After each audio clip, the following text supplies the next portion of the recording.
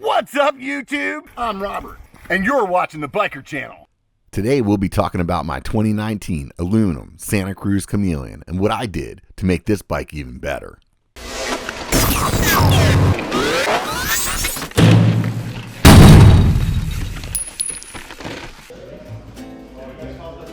Oh, snap! A little over a year ago, I purchased the cheapest model of the Santa Cruz Chameleon. I thought it would be fun to show people what I would upgrade on the bike to make it the best hardtail you could ride. Like many of you, I've only had one bike in the garage, and I really needed something that was a single quiver. Living in Northern California and riding trails from the simple XC stuff to the gnarly high altitude chunk, the Santa Cruz Bronson has been a great bike. However, over time, I felt like I was a little overbiked for a lot of trails that I normally ride. And just like night riding, I wanted something that could change some of the trails that maybe I was getting a little bored with. After a bit of research, I settled on the Santa Cruz Chameleon, primarily because it could run 29 or 27.5 plus tires, be set up as a single speed, and had a geometry that was aggressive for some of the more gnarly stuff I'd end up riding with it. Over the last year, I upgraded almost every part on the bike, but the first thing that had to go was the pedals. I haven't ridden with flats since I was in high school and decided to take this opportunity to see if I could be convinced to drop the clips. Initially, I installed these one-up pedals, and although everything seemed good, my whole perspective changed when I tried the pedaling innovations. The larger pedal platform is designed with how your foot naturally pushes down, like doing squats, and has a grip that will make every other pedal feel subpar. Check out their site and show more. And if you use that link to buy them, I'll get a little kickback that won't affect your price. It became extremely clear that that pedal is way more comfortable. I noticed that on the smaller pedals, my toes felt like they kind of curled around the front of it or leaned over the back of it, and all my weight was just resting on my arch instead of the platform that you get out of the pedaling innovations. At that point, I was like, I need another one because I need them on both bikes. I bought one and they gave me another set. So that way I have a set that I can lend out to you guys. So if you're gonna do a ride with me sometime and you wanna try those pedals, hit me up, let me know.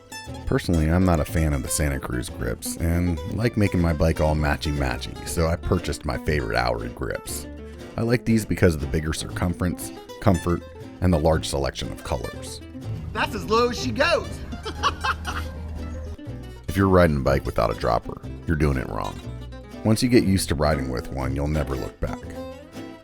I run the PNW components droppers on both of my bikes and have enjoyed doing zero maintenance on them aside from adding air every 6 months or so.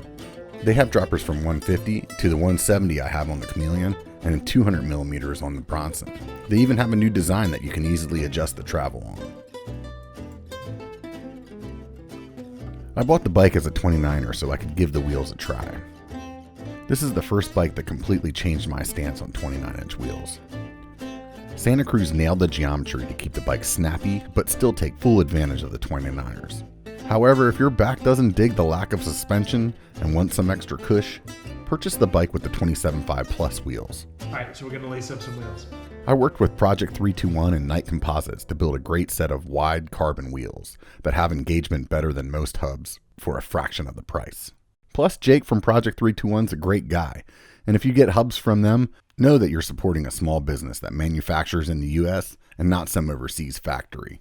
But how do you tell that story is the hard part, right? I just make stuff and design stuff, and I love it, but in the end, you got to tell your story. You got to figure out how to tell your story. Yeah. You know, it's hard to do.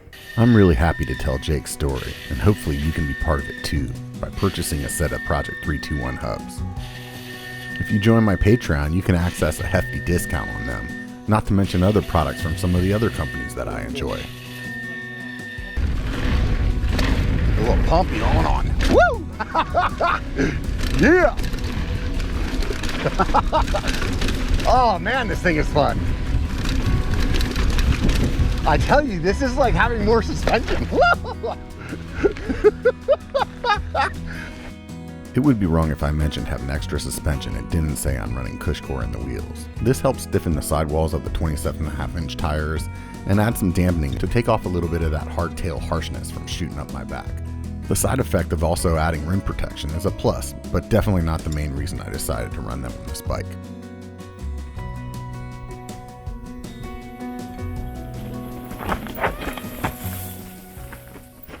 I just couldn't stick with the 120 millimeters of suspension.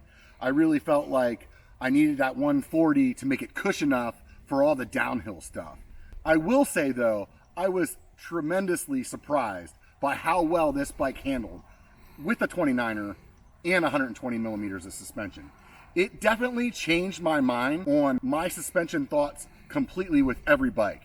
I went from a bike that had 160 up front and 150 in the back to becoming a believer that we're all overgunned. The DVO Diamond has been a dream fork, and aside from the sweet color, I don't have to think about it at all. It's been a set it and forget it experience. So I've gone through a few different sets of tires on this thing. The ones that came with the bike on the 29er wheels, I fell in love with. They actually got me to believe that I could ride a tire that doesn't have a monster grip on it and still be able to like get good traction. So when I went to the 27.5 Plus, I had some pretty meaty tires on, but with my experience on the 29ers in mind, I decided to try to get something that rolled a little better, and I ended up going with the tire that Santa Cruz puts on the Chameleon.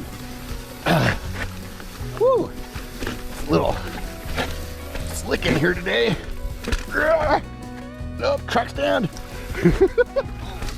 Woo! The Maxxis Recon Plus in 2.8 with cush core installed has been fast rolling and still has plenty of cornering bite, even for a big guy like me.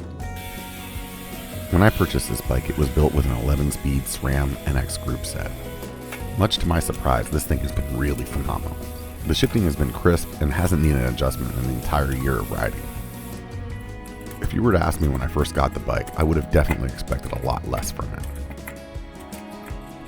Like I said, it's been a year I've been putting this thing through its paces, and I'm definitely known for shifting whenever I'm climbing and all those things you're not supposed to do, and everything's been pretty dialed. So that does bring me to my first thing I want to complain about. If I had the money or was doing it all over again or was upgrading, there would definitely be an ego on this thing. To be able to have that one extra gear to make climbing a little easier.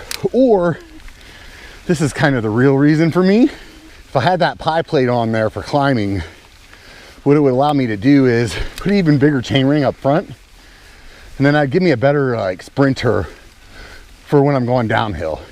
But I'm pretty sure that the Eagle cassette has a smaller like chainring or cog or whatever you want to call it down there in the little gears, like it's a 10 or something like that, where the NX set is a little bit bigger.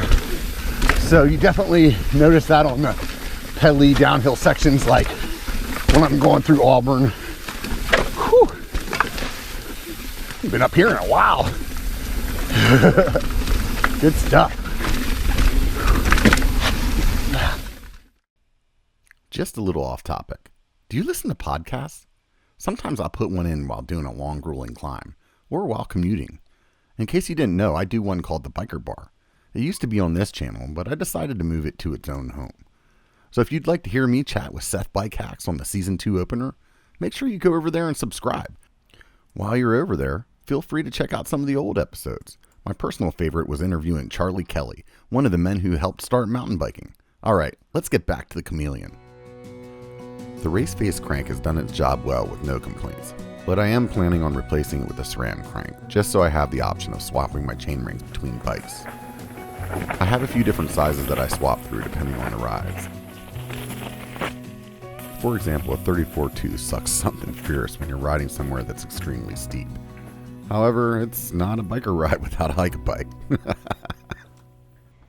In case you haven't noticed, I'm a pretty big dude, so brakes, they're important. The bike came equipped with some low-level SRAMs that, in my opinion, just aren't suited for a guy my size. I'm also not a fan of the SRAM's modulation and prefer the bite of Shimano better. On this build, I wanted to see if the Shimano XT 4-piston brakes were comparable to the Saints that I normally run on the Bronson. There is a difference. There's definitely a difference, but I don't know if it's like a difference that's worth the amount of money that you spend between the two. If I was on a budget, I wouldn't even hesitate buying the XT 4-pistons and being totally happy with them. With that being said, I'm a firm believer in the Shimano Ice Tech rotors. Even if you're running SRAM brakes, I feel like they dissipate heat better, which directly translates into better braking. So another thing that I really wasn't a fan of, and I'm sure I'm not going to be able to capture on video today, is that there's this like dinging noise that I couldn't make out for the longest time while I was descending. I was like, what is making that noise? And finally I figured it out. The shifter cable inside of the frame kind of bounces around. Maybe one of you guys in the comments can tell me how to solve that. That was fun. So maybe one of you guys in the comments can help me out. Let me know what's the fix to be able to make that thing stop rattling around in there. Ooh, what's this? Nice, put my seat down.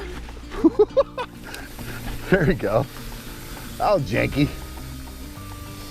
Forgot about that.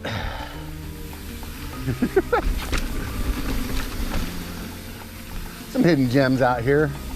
Another thing the Chameleon's got me to do is want to pack lighter. All of a sudden I wanted to just ride with a water bottle and carry all my tools and shit right on the bike. That's been kind of fun, downsizing all that stuff. So there's two water bottle mounts, one here and one on the bottom. When I use the one on the bottom, I lost my bottle.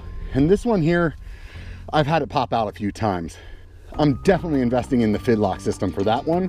But this one down here, I've got something on the way. If you're watching this video and you're thinking, man, I wish I could have a full suspension, but I can only afford a hardtail. I'm telling you right now, having the problem of only being able to afford a hardtail is not a problem, man.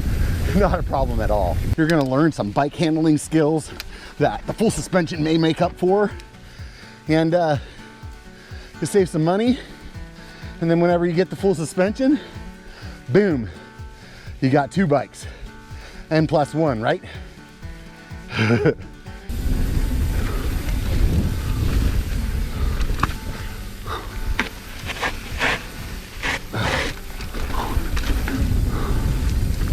Good stuff, right? Woo! So let's wrap this up. If you guys enjoyed the video, do me a favor, hit the thumbs up button. It keeps me from taking Prozac. I like that. And if you really like the content and you want to see more, hit the subscribe button. It's over there, somewhere. There, I don't know. Hit the subscribe button. You probably know where it is, right? I'm gonna leave you guys with one thing, and you're gonna have to wait for another video to find out why. As much as I love this bike, I'm taking it home, I'm washing it, and I'm gonna sell it. It only takes a bike to be a biker. Get out and be one.